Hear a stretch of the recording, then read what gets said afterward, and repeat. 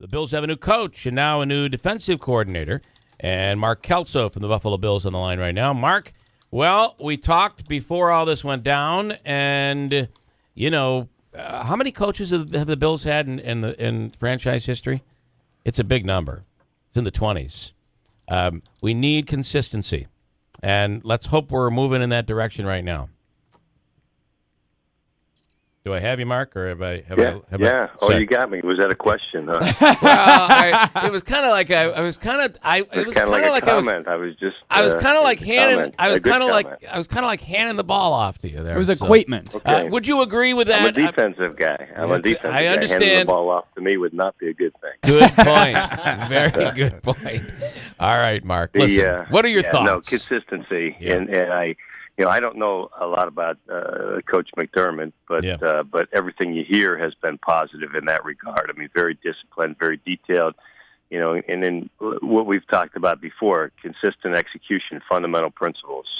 So he's a guy that's attentive to detail. He's a guy that's kind of a no-nonsense guy, and things will be. I think things will be a little bit different over at One Bills Drive. There's no question about that. And everybody knows how I felt about Rex. I thought he's a terrific coach, and unfortunate the way things unfolded there. But hopefully a new era. I think Coach McDermott has earned it, and with the things he's done, particularly at Carolina and what he did with that defensive unit, and it will be really interesting to see the staff that he puts together. In talking to Bills fans, Mark, a lot of people are saying that they're overjoyed about the two additions because of the struggling defense this past season.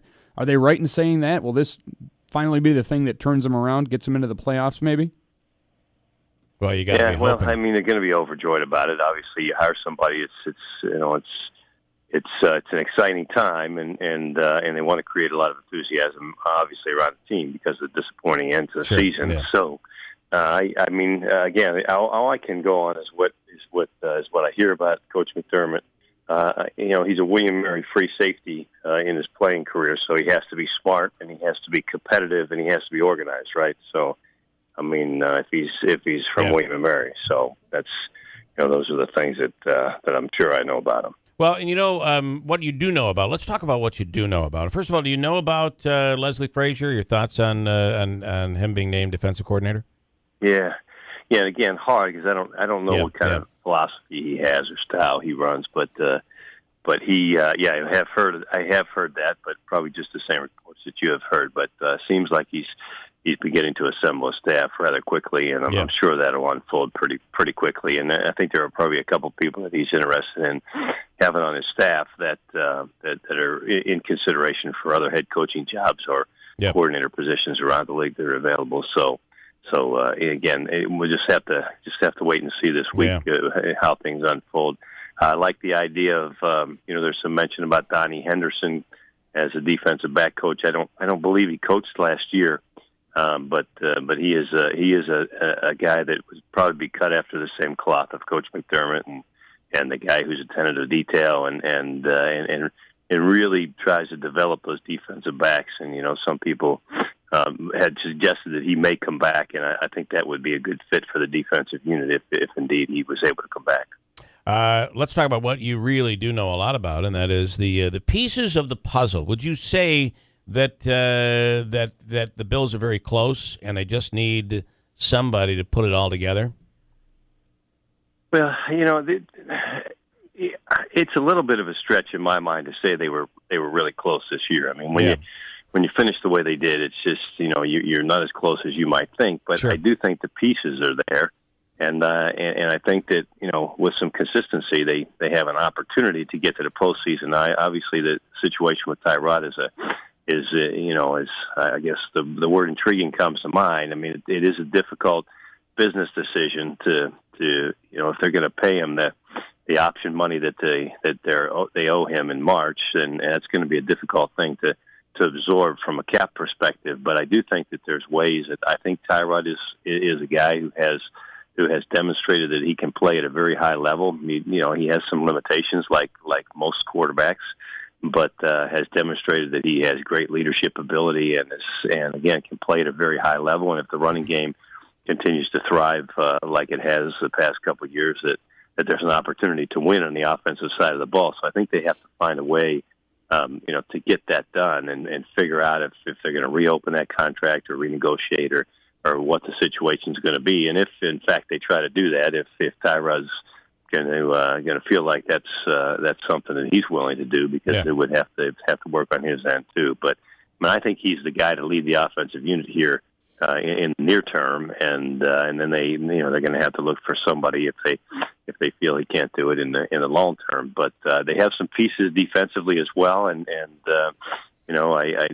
everybody talks about Reggie Ragland as well being able to come back, so that may be a piece to the linebacking core that would be favorable in a 4-3 defense that Coach McDermott likes to employ. Mark, let me ask you, I'm not a Bills fan. I'm actually a Giants fan, so I don't want to seem like some Bills sympathizer. Is this a fair observation? With the Patriots in that division, the struggles that the Bills have had for the past 15, 18 years, sometimes you can win the AFC West or the AFC South with a 9-7, 8-8 record, right? But yet in the East, you've always got to be 12, 13, 14 wins to compete with the Patriots. Is that fair to use that as an excuse, or is that to be the best, you've got to beat the best? Where do you fall in that? Well, to be the best, you do have to beat the best, and the Patriots have demonstrated great consistency over the years. And I don't think it's about. I know there was a time when you're competing against particular teams, and there was a time when teams were drafting, and this continues to happen. But when Bruce was kind of tearing up the AFC East, teams are drafting offensive tackles because they know they got to figure out a way to block Bruce and then some of those other guys you have on the defensive line. So it becomes a personnel matchup situation, and the Patriots have been terrific at that because they try to create personnel mismatches all the time, and then Tom Brady's delivering the football. But it's not really a fair assessment, and to me it's not necessarily about winning the East. It's about the number of wins that you need to have. I mean, you need to get over the 10-win hump. You just have to get to 10, or you have to get to 11, and the Bills have been unable to achieve that, and they haven't had consistency. They haven't had consistency either places, at home or on the road. I mean, if you're going to be a playoff contender, you've got to win your games at home, and if you're losing more than one game at home, you're going to struggle to make the playoffs. And you go on the road, you have to be extremely competitive, and you have to steal some games that people don't think you can win. And again, over that stretch, they have not been a particularly solid road team over the years. I am really sick of talking like this in January. It's coming. Somewhere down the road, we're going to be talking, we're going to be talking about, this weekend, I just can't wait for this weekend. It's all coming. Let's hope that it's coming next year. Mark Kelso, we appreciate you hanging with us and being informative and all of that stuff through the season. And let's hope for next year. Yeah, it's a pleasure to talk to you, and I appreciate the opportunity. And let's hope springs eternal here. But unfortunately, let's hope we don't have to continue to reboot the system here. Yeah, I agree. Every couple of years, and let's hope that this becomes the staff that is consistent, and when these people come here, they really enjoy the city of Buffalo. I think they really, they kind of fit in, and even though they might not know a whole lot about it, but hopefully this will be the staff that creates a long-term situation. All right, great stuff. Mark Kelso, thanks for your time, and we'll talk again soon. Great. Have a good day.